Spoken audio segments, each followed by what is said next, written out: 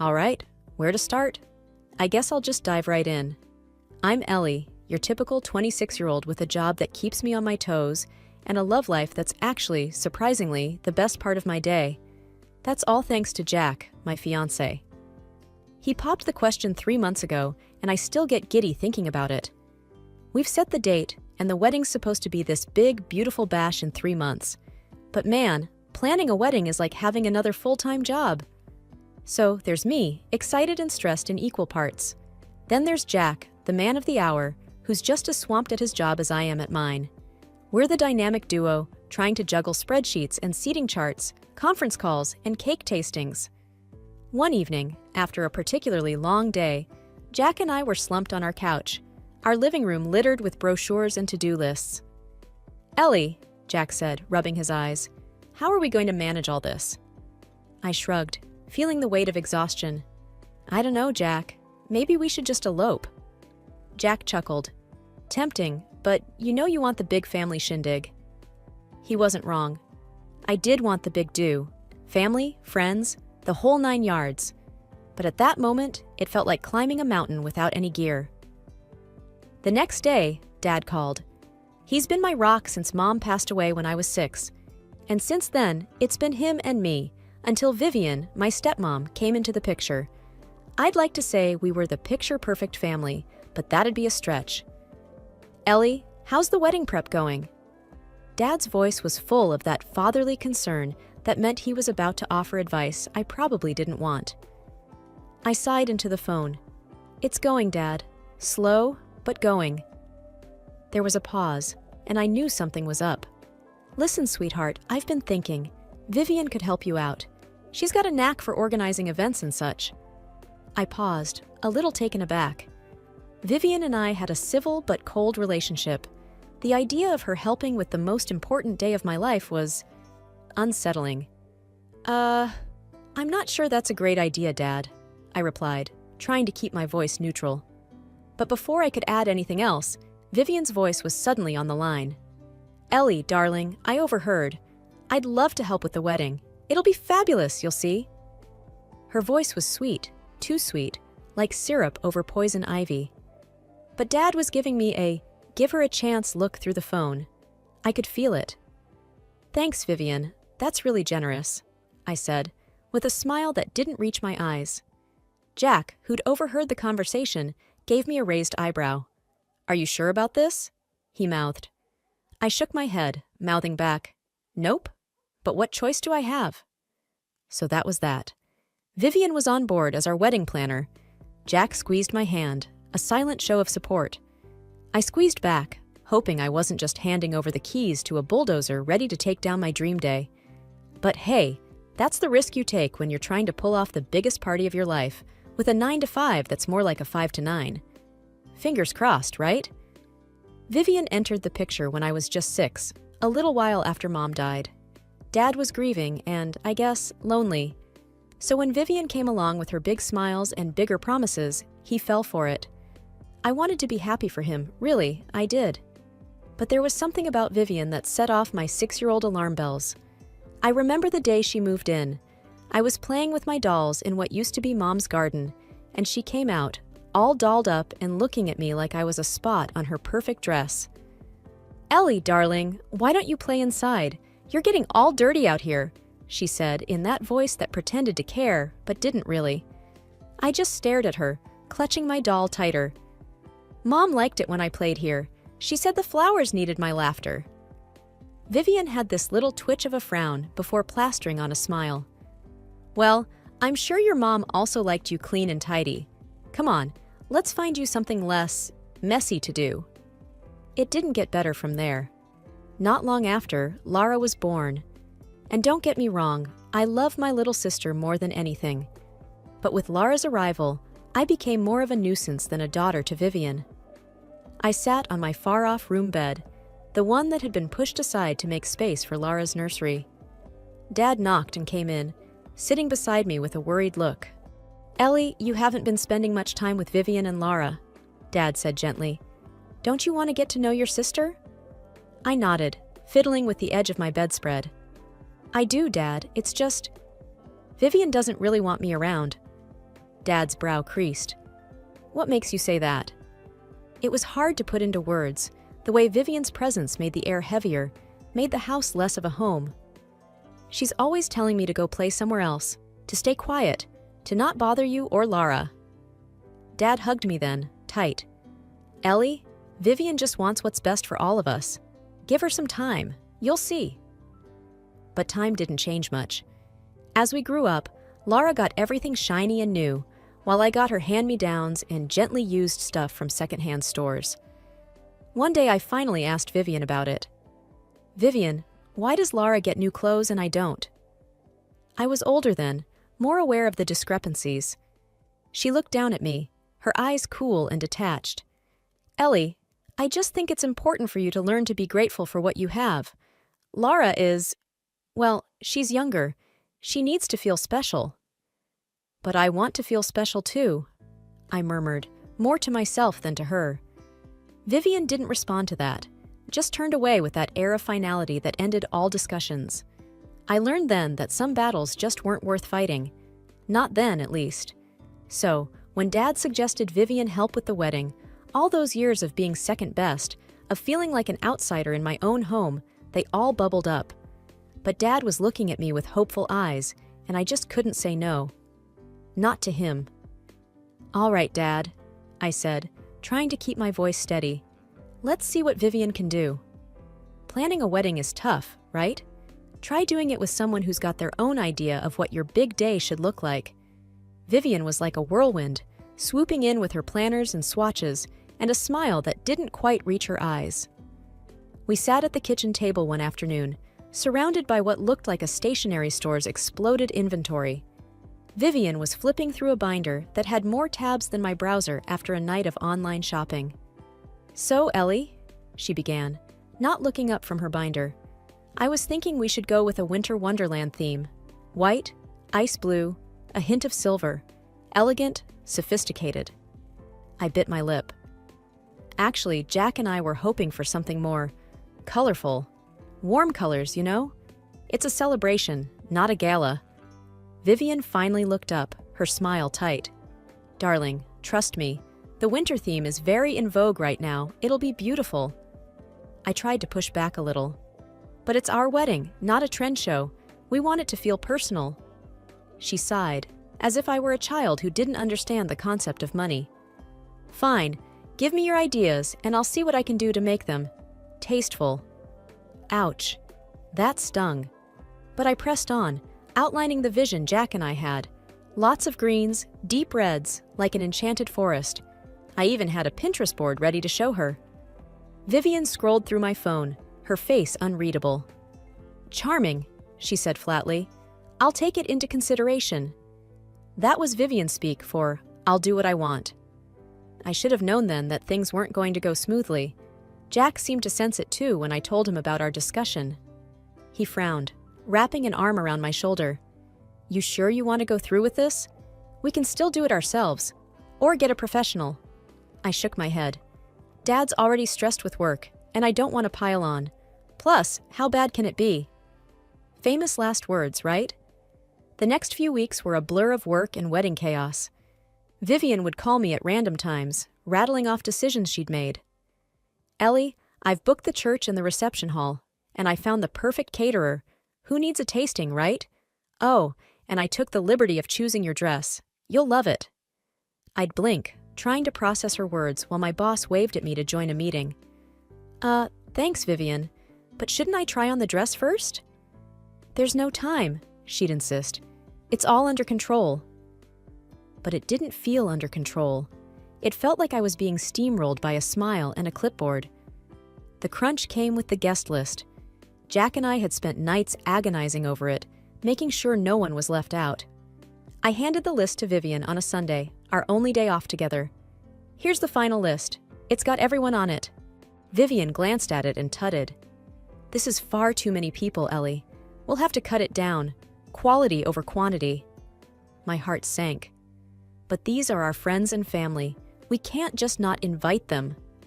Vivian patted my hand, her rings cold against my skin. Leave it to me. I'll handle it. I should have grabbed that list and run. I should have said something, done something. But I was tired, and a part of me, maybe the part that still wanted to believe in good old stepmom magic, thought it might be okay. Spoiler alert, it wasn't. The wedding day dawned bright and clear, the kind of day you'd order out of a catalog. I woke up with those pre-wedding jitters, you know? Butterflies doing a tap dance in my stomach.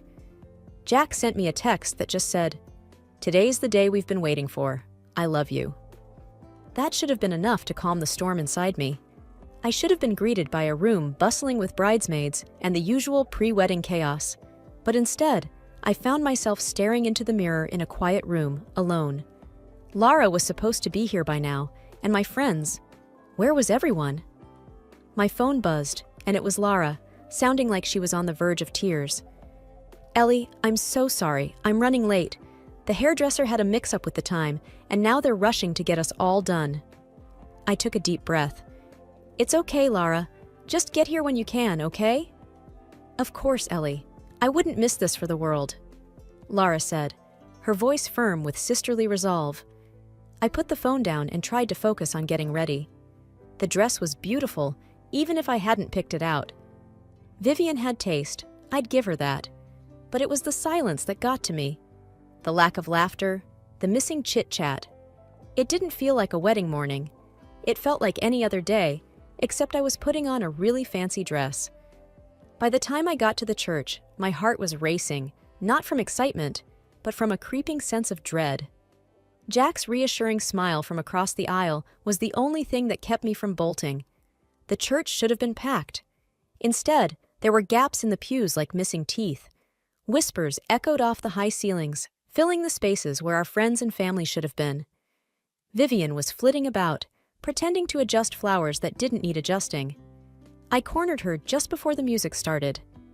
"Vivian, where is everyone?" I asked, trying to keep the tremor out of my voice. She gave me that plastic smile, the one that never quite made it to her eyes. "Oh, darling, I'm afraid there must have been some sort of postal error. A lot of invitations got returned. So unfortunate." I felt like I'd been punched in the gut.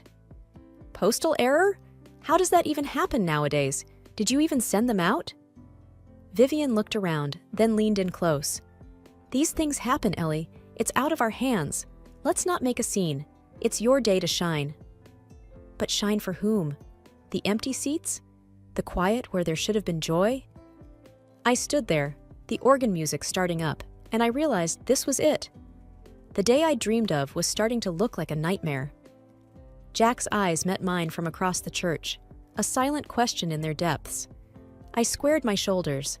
No way was I letting Vivian's mistakes, or sabotage, a nasty little voice whispered, ruin the day I'd marry the man I loved.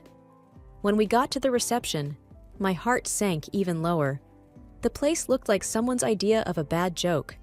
The colors, the decorations, it was all wrong. It was like walking into a different couple's wedding. Where were the rich colors, the warm ambience we wanted? Jack squeezed my hand as we stood at the entrance, taking it all in. "Hey, it's unique," he said, trying to find a silver lining. But his eyes couldn't hide his disappointment. I tried to laugh it off. Unique is one word for it. We found Vivian, who was directing the staff with more enthusiasm than a game show host. "Vivian!" I called out, marching over. "What happened here? This isn't what we talked about." Vivian turned, her eyebrows raising in mock surprise. "Oh, Ellie, you're here! Well, I just thought this would be so much more exquisite. It's very chic, don't you think?" "Chic?" I echoed, my voice rising despite my best efforts to stay calm. "We wanted warm and welcoming, not this ice palace." Some of the guests turned to look, their expressions a mix of curiosity and discomfort. Vivian's eyes darted to them, and her tone shifted to a soothing whisper. "Let's not get upset, darling. Today is about you and Jack. Let's not spoil it with decor disagreements." I felt Jack's hand on my back, a gentle reminder. He leaned in and whispered, "Let's just get through this, for us." So we did. We put on our best smiles, greeted the few guests, and tried to make the best of it. Then came the moment for the cake cutting. Only there was no cake. Just an empty table with a knife lying there like a lone soldier after a battle. "Vivian," I said slowly, feeling numb. "Where's the cake?" She blinked, then clapped a hand to her mouth. "Oh, the cake! I knew I forgot something. Silly me, I must have missed that detail." Jack's aunt, who'd had more than her fair share of the bubbly, piped up from a nearby table. "No cake? At a wedding? Now I've seen everything." The room erupted into whispers and murmurs. I felt tears prick at the corners of my eyes, but I wasn't going to give Vivian the satisfaction of seeing me cry. It was Laura, bless her, who saved the day. She slipped out quietly, and before we knew it, she was back with an armful of boxes. "We'll have cake," she declared, setting the boxes on the table and starting to arrange the assorted pastries with a flourish. "Let's call it a dessert buffet, shall we?" The guests applauded, some out of support, others probably because it was the most entertainment they'd had all day. The reception was teetering on the edge of disaster, but Laura's quick thinking with the cakes from the pastry shop had given it a heartbeat again. Watching her rush back in with those boxes, I felt a mix of gratitude and something like pride. She was the little sister who'd watched and learned from all the nonsense Vivian put me through, always ready to jump in. "Where did you find these?" I asked, peeking into the boxes filled with eclairs, tarts, and cupcakes. Laura was all action, arranging them with a flourish. "There's a little shop down the street. I just told them it was for my sister's wedding, and they packed up everything sweet they had." I hugged her, maybe a little too tightly. "You're amazing, you know that?" She grinned, wiping her hands on her apron. "I do now. Go on. Enjoy your party. I've got this." And she did. Guests started milling around the table, picking out their desserts. There was laughter and chatter, the warm sounds of a wedding reception that had been missing before. Jack leaned over to me, a chocolate cupcake in hand. "Your sister's something else," he said with a chuckle. "Yeah, she is," I agreed, the tension in my shoulders easing just a bit. The party started to feel like a party, even if it was nothing like we planned. People were smiling, dancing, and the room was filled with the clinking of glasses and the soft buzz of conversation. As Jack and I mingled with our guests, thanking them for coming, my dad pulled me aside. He looked stern, the way he did when he meant business. "Ellie, your stepmom. She's been acting odd all day. Are you sure everything's okay?" I sighed. "I don't know, Dad. It's like everything's gone wrong on purpose." He put an arm around me. "We'll talk about this later, okay? For now, just focus on Jack and the good parts of today." I nodded, knowing he was right. But as the evening wound down, I caught snatches of a conversation that made my blood run cold. Vivian was on the phone, tucked away in a corner. I only heard a bit of it, but it was enough. Couldn't stand the thought of her happy day. Yes, I did it. And I'd do it again. Yes, that's exactly what I suspected, but still these words were like a punch in the gut. I hurried to tell Dad about the overheard conversation. The night could have been a total wash, but it turned out pretty okay in the end. And as Jack and I swayed to the music, his forehead pressed against mine, I realized that this was all I needed. The love of my life, my loyal sister, and a room full of second-choice desserts that somehow tasted better than any wedding cake ever could. After the half-hearted toasts and the uneasy laughter had died down, my father cornered Vivian near the coat room. I could tell by the tightness in his jaw and the stiff set of his shoulders that the truth I feared was finally coming to light. "Vivian, what the hell happened today?" Dad's voice was a low rumble of contained fury. "Ellie told me what you said. You deliberately ruined her wedding?" Vivian's face twisted into something ugly, a snarl that I had never seen before. "Yes, I did. I've always hated her. She's nothing but a reminder of what was here before me. Her perfect life, her perfect wedding. It's more than I could stand." I felt like I'd been slapped. The venom in her voice was almost palpable. My father, though, he turned an alarming shade of red. "Hated my daughter? My daughter?" His voice rose, and people nearby started to turn and look. "You're her stepmother. You promised to take care of her as your own." Vivian scoffed, and her laughter was a bitter sound. "Take care of her? I've had to live in her shadow, Tom. Every single day. Well, not anymore. I won't let her have a perfect day if it's the last thing I do." "That's it," Dad said, his voice now shaking with anger. "I'm done. Our marriage is over, Vivian. The crowd had hushed, all eyes on the unfolding drama. Vivian seemed to deflate, her momentary outburst of rage giving way to panic. Tom, please! I didn't mean… You didn't mean it? Dad's voice boomed now, echoing off the walls. You've ruined what's supposed to be the happiest day of our daughter's life. Get out! Get out of my sight! Dad's hands were trembling as he pointed toward the door. Vivian looked around, her eyes wild, seeking an ally and finding none. With nowhere left to turn, she stumbled toward the exit, her exit as dramatic as the mess she'd left behind. I felt numb, watching the woman who'd been a constant, though often cold, presence in my life being exiled by the man who had loved her. My father turned to me, his eyes softening. Ellie, I'm so sorry. I had no idea, he stammered, reaching for me. It's okay, Dad, I said, the shock giving way to an odd sense of relief. It's over now. The last of the guests had trickled away, leaving the venue in a hushed stillness that felt like the calm after a storm. Dad was off somewhere, probably dealing with the fallout of Vivian's exit, while I found myself sitting at an empty table, my wedding dress a crumpled mess of white around me. You okay? It was my sister Lara, her young face lined with worry that seemed too heavy for her years. I managed a weary smile. Yeah, I think I will be. She sat next to me, her hand finding mine. I'm sorry, Ellie, for everything Mom did. I shook my head.